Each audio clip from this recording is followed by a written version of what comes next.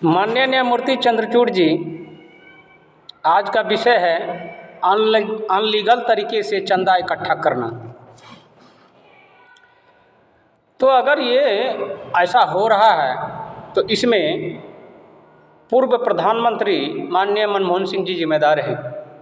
इसलिए जिम्मेदार हैं कि मेरे इलेक्शन को उठा के देखे तो उसमें मैंने साफ साफ लिख दिया था कि अगर आधार कार्ड से कनेक्ट करके पासबुक में लाया जाए और सारे पासबुक में प्रॉपर्टी दस्तावेज दर्शाया जाए तो चंदा देने का प्रश्न ही नहीं उठता। और फिर थोड़ी बहुत गलती हमारी भी है, करेंसी को चेंज जिस वजह से करवाया उसका संपूर्ण लाभ भारत के नागरिकों को नहीं मिल सका। ये खेद का विषय है। तो इसमें बहुत सारी बातें निकल के सामने आ रही है। ये वर्तमान की सरकारें पैसा को इधर उधर करके अनलीगल तरीके से पूंजीपति को वगैरह वगैरह करके कर दिए, लेकिन करेंसी चेंज होने का मूल मुद्दा था जो उन पर 10 मुद्दे थे, 10 मुद्दे में से एक भी मुद्दा को नहीं उठाया गया, ना उन पर ध्यान दिया गया। सिर्फ अपनी वाहवाही और पार्टी या पार्टी कार्यालय को मजबूत करने में अहम भूमिका निभाई। अच्छी बात है, चलो ठीक है। तो ध्यान देने वाली बात यह है, क्यों नहीं एक ऐसा कानून लाया जाए जिस पर शिकंजा कसा जा सके। क्योंकि अगर कीचड़ में कोई पौधा जन्म लेता है, करप्शन से जन्म यानी कि कीचड़ यानी करप्शन, कीचड़ से अगर कोई पौधा जन्म लेता है तो क्या गारंटी है कि फल उसका अच्छा होगा? बिल्कुल सड़ा हुआ ही निकलेगा। और ऐसा दिखाई भी दे रहा है और देखा भी जा सकता है। तो कीचड़ में से निकला हुआ वृक्ष का फल सड़ा हुआ निकलेगा। और सरकार भी ऐसे ही सड़े हुए पोटरी को धर दिए कि देखो मैं तो इतना लंबा सा काम कर दिया, कोई काम नहीं हुआ है, सिर्फ झांसा देने का काम ये सरकार किया। क्योंकि जो मैं 2001 से जब मैं गाड़ी लेके चला हूँ तो साफ साफ देखें आप 2015 तक का समीक्षा पेपर, तो साफ साफ पूर्ण तरह से दिखा जा सकता है कि ये सरकार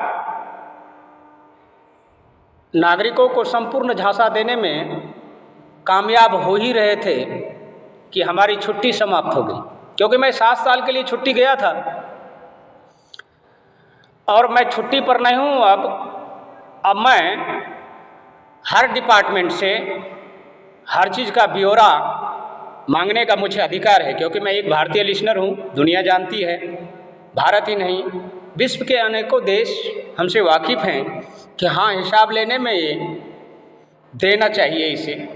क्योंकि कोई भी लीडर किसी से हिसाब मांगेगा तो वो पार्टी समझ करके दरकिनार कर देंगे। और मैं एक ऐसा लिसनर हूँ, ना सीएम का हूँ, ना डीएम का, ना पीएम का, किसी का नहीं हूँ। इसीलिए मैं अपने आप को बचा के बीच में रखा ताकि और लोगों और पार्टी को भी समझ में आए कि नेक्स्ट टारगेटिंग क्या है। नेक्स्ट टारगेटिंग है पासबुक पर प्रॉपर्टी दस्तावेज चढ़ाना है। ये आपको निर्णय करना है, क्योंकि आप न्यायदाता हैं, इन पार्टी वालों से नहीं होगा। इसलिए मैंने पहले भी कहा था आपको ही निर्णय लेने होंगे। भारत को स्वच्छ बनाने हेतु आपको, ये साफ सफाई स्वच्छ नहीं है, बल्कि जो कार्यशैली डिपार्टमेंट के तहत जो कार्यशैली है वो स्वच्छ होनी चाहिए। उनमें आपको स्टेप बाय स्टेप निर्णय लेने होंगे। मेरा डिबेट करने का मतलब ही यही था। मैंने आपसे पहले भी कहा था कि जब तक आप रहेंगे 6 महीने का डिबेट मैं आपको पहुंचाऊंगा और उसी में मेरा डाटा फुल होगा। आज मैं डाटा की पेशगी उस हालातों को देख करके कर रहा हूं जो आने वाले समय में पीढ़ियों के लिए कोई दिक्कत का सामना ना करना पड़े, जिसकी वजह से मैं कर रहा हूं। मैं तो जैसे तैसे झेल लिया, या हमारे जो जनरेशन थे अभी तक में जैसे तैसे झेल रहे हैं, लेकिन आने वाले पीढ़ी के लिए अफसोसजनक है। इसलिए भरोसा केवल सुप्रीम कोर्ट पर है, सर्वोच्च नागरिक पर है। इन पार्टी के जितने भी सर्वोच्च पद पर बैठे हुए इन पर मुझे भरोसा नहीं, क्योंकि ये अपनी पार्टी के फायदे के लिए काम करेंगे और झूठ भी बोलेंगे, एक नहीं 10,000 बार बोलेंगे। इनकी कोई अहमियत नहीं देता हूँ मैं। हाँ, न्यायालय की अहमियत हमारे लिए सर्वोपरि है, मैं इसको पहले भी मानता आया हूँ और सीमा रेखा और दायरे में ही चला, ऐसा लेसन से भी दिखा जा सकता है। वो मेरा मूल आचरण था जो लोगों को समझ में था। डिपार्टमेंट के कई अन्य आदमी ये सोचते थे कि ये क्या। तो मनुष्य के अंदर में निगेटिव पॉइंट और पॉजिटिव पॉइंट हमेशा दो बाजुओं की तरह रहता है और वो करते भी चलते हैं। हर मनुष्य का हर लक्षण होता है। मेरा लक्षण ये है कि मैं वर्तमान को सही देखना चाहता हूँ, भविष्य की चिंता मैं करता नहीं। जब भी मैंने लेसन को भी उठाया तो वर्तमान की बात, वर्तमान को समझ के ही बोला और लिखा, और आज सबके सामने मुखारबिन से दर्शा भी रहा हूँ। समय से पहले सजग होना ये न्यायालय को भी शोभागार सा साबित होंगे।